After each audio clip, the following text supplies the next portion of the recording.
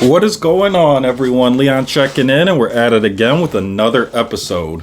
Now, before we get started, I am getting over a cold, so hopefully I won't sound too horrible, but I think we'll be fine. I don't think I'll infect anyone virtually here. Now, today's content is an increased focus on smartphones with 4 tips on how to take back control of your smartphone. Now, I've been trying to do more content like this in order to make it more podcast worthy.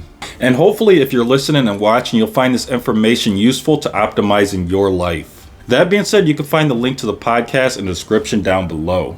All things said, let's go ahead and get into it. So the first tip on taking back control of your smartphone is deleting apps. Now, if you're like me, it's easier than ever to accrue a bunch of apps that you were never going to use just because they are recommended to you in your app store. Now, I'm most guilty of this when it comes to games. I always see recommended games in the Google Play Store, and I always tell myself I'll download them, I'll play them eventually when I have some spare time, even if it's just to try them out. And a lot of times they just end up sitting on my phone. Now, this behavior is further emphasized by the fact that our devices come with such huge amounts of internal storage. So it's even easier to say, well, I'll just download the app, I have plenty of space, and I'll just try it later when I get down to it. No harm done. So the idea behind this tip is to obviously delete apps that you haven't used in a while and have no fear about it, because if you always wanted to, you can re-download the app once again. And that brings us to our next tip: only follow useful resources and kind, genuine people. Now, most of us think of social media, but this can also refer to other media outlets like the news. Media like the news can dramatize events, create negative emotions, and negatively impact our health. But let's focus on social media. So again, you want to follow useful resources and kind, genuine people. Now, one of the examples I can give is a majority of my follows are businesses, just because I love business and I love seeing how the future is changing in relationship to business. Another thing to keep in mind is it's not in many businesses' favors to have bad PR, which makes this a generally safe practice as well. But even if there is some bad PR in the business that you do follow, it could benefit you. For example, if there is a product recall or a misuse of funds or some other controversial issue, it'll help you stay educated. Now, when I do follow people, I tend to keep it very minimal, down to a handful, and the people that I do follow appear to be kind and genuine. Now, I have 2 rules when it comes to finding kind, genuine people. The first is look for people who are truly looking to enrich people's lives by providing something like helpful information. And the second rule is look for people who aren't completely self-interested in themselves. Now, I also don't follow braggers or people who may seem to be pretending to be genuine in order to garnish attention. Sometimes you can just get a vibe about that. Someone who just seems to be trying too hard just to get views or to go viral or anything like that. And then we have the never-ending video feed, which can get some of us in trouble. So when it comes to this, if I'm scrolling through and I find something that's not motivational to me or it's not optimizing my life in any way, I will make sure to mark that as not interested. But if I do find something that is motivational or will help me improve my life, I make sure to like it, so hopefully that information appears more in my video feed.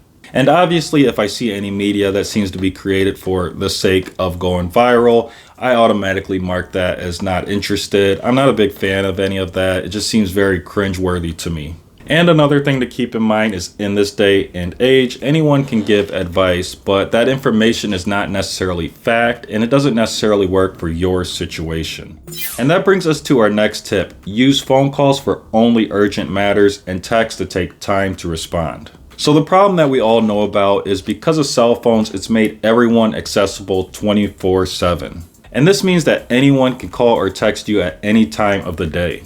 Now, I'm going to say right away, I'm not a big caller because I do lead a busy life, and texting allows me to respond as soon as I get a free moment in between that busy life. I think we've also reduced the importance of calling by overcalling. Now, I'm a firm believer that calling should be reserved for urgent matters. That way, when you finally do get that rare call, it comes with a sense of urgency and you feel like you should answer it.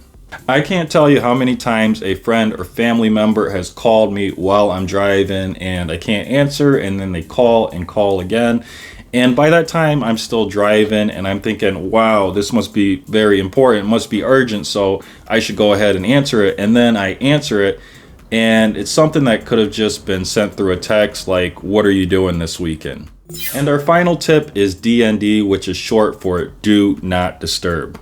Now, if you need time to focus, DND is perfect for blocking out as many notifications as you want. I've also found on some of these devices you can allow certain notifications through, as well as certain contacts that you mark as emergency, even when DND is on.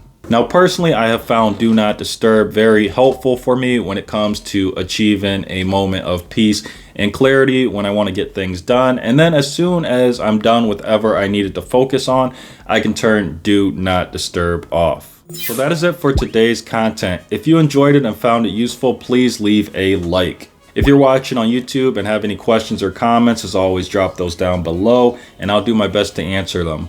Now, there are 3 ways you can support the content. The first way is to click on the Amazon storefront link in the description below. There you'll find items that I have bought or would buy, and anything you buy from the storefront does support the content. The next way you can show your support is just by sharing this content with someone who might enjoy it or find it useful. And the last way you can show your support is just by clicking the subscribe button. Now, liking and subscribing are important because those are your ways to vote on whether you like the content. Liking and subscribing are also important for new viewers and listeners. If new viewers and listeners see likes and subscribers, they're going to think that the content is helpful, worth watching, and listening to. As always, thanks for watching and may the universe flow in your favor. And until next time, Leon checking out.